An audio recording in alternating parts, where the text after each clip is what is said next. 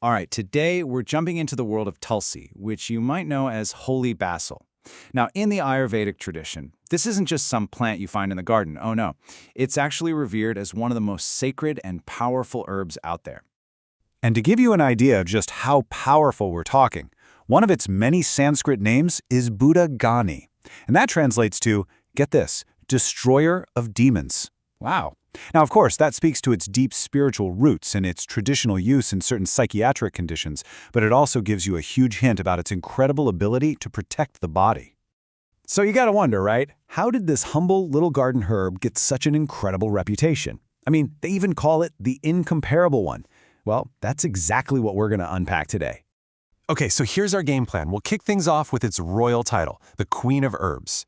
Then we'll get into its specific Ayurvedic profile, see how that ancient knowledge applies today. I'll show you how to bring it into your own life, and we'll wrap up with some really important precautions. Sound good? Let's go.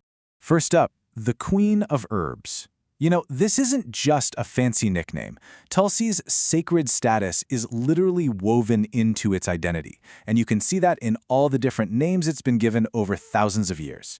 And each of these names tells a part of its story. You've got Surasa, which points to its good taste. Then there's Vishnu Vallabha, meaning it's beloved by the god Vishnu. And maybe my favorite, Gramya, which means found in every household. That just shows you how deeply essential it is to daily life in India. All right, so we've covered the culture. Now let's get a little technical. To really get what Tulsi is all about, we have to speak the language of Ayurveda.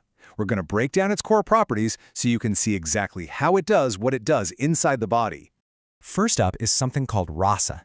That's just the taste you get right on your tongue. With Tulsi, it's what's called katu, or pungent and sharp, and tikta, which means bitter. And believe it or not, that taste is the very first clue to how it's going to act in your system. Next, we have its gunas, or its qualities. Tulsi is considered lagu, which means light, and ruksha, which is dry. So just think of its texture and its weight. This light and dry nature is absolutely key for fighting off feelings of heaviness or dampness in the body. Then we have its virya, or its potency. And this one is a big deal. Tulsi is ushna, meaning it has a hot, heating energy. And that right there is exactly why it's such a classic go-to for things like a cold or congestion. It literally brings in the heat to fight off the cold.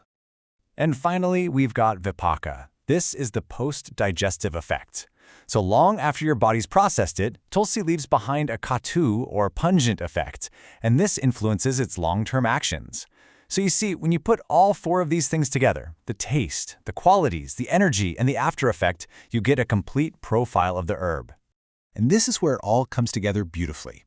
See, in Ayurveda, it's all about balancing the three doshas.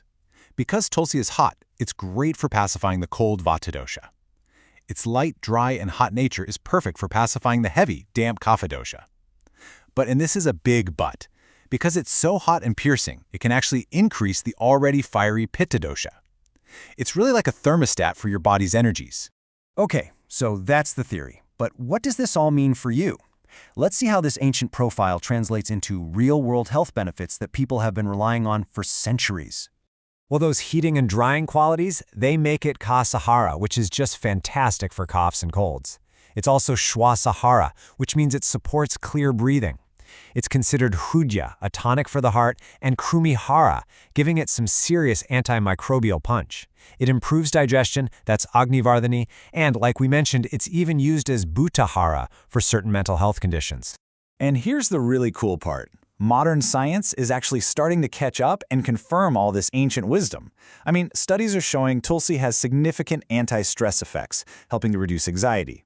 It also acts as an immunomodulator, a fancy way of saying it boosts your body's natural defenses. And it's even been shown to improve memory and cognitive function. Pretty amazing, right? Okay, so at this point you're probably thinking, this sounds great, but how do I actually use it? So let's get practical. Let's talk about some super simple ways you can bring Tulsi into your daily routine. Honestly, one of the easiest ways is just to make a tea. All you have to do is dry and powder some leaves and then mix about 1 part Tulsi with 10 parts of your regular tea. Brew it like you normally would, but, and this is a really important Ayurvedic tip, avoid adding milk. The combination of hot Tulsi and cooling milk is considered incompatible and can cause digestive issues. And hey, here are a couple of other quick traditional tricks. If you're dealing with bad breath, simply chewing 1 or 2 fresh leaves every day can make a big difference, mostly because it helps with digestion, which is often the real culprit. And for those awful sinus headaches, a classic remedy is to crush up some fresh leaves and put just 2 drops of the juice in each nostril. Okay, now we need to talk about something really important. Like with any potent herb, we have to talk about safety. Tulsi isn't a one-size-fits-all remedy. Remember how he said it's heating? Well, that makes it fantastic for people with kapha and vata imbalances. So if you're prone to colds, congestion, or slow digestion, it could be great for you. However, if you have a high pitta constitution, maybe you deal with acid reflux or have a fiery temper, Tulsi can actually make it worse. Also, it's something that requires medical supervision during pregnancy, and you should be cautious if you have any bleeding disorders. It's also worth noting there was an animal study on rats which found that Tulsi use led to a decrease in sperm count. Now, we definitely need more research on humans, but it suggested that men who are dealing with infertility might want to avoid regular, heavy use just as a precaution. Finally, let's bust a common myth. You may have heard that you shouldn't chew Tulsi leaves because they contain mercury that harms your teeth. This is completely false. In fact, classical Ayurvedic texts explicitly recommend crushing the leaves to extract their juice for medicinal use, so feel free to chew away. So there you have it. From the destroyer of demons to a practical home remedy, we've seen how Tulsi's ancient profile is being validated by modern science. The only question left is, now that you know its story, how will the Queen of Herbs find a place in your life?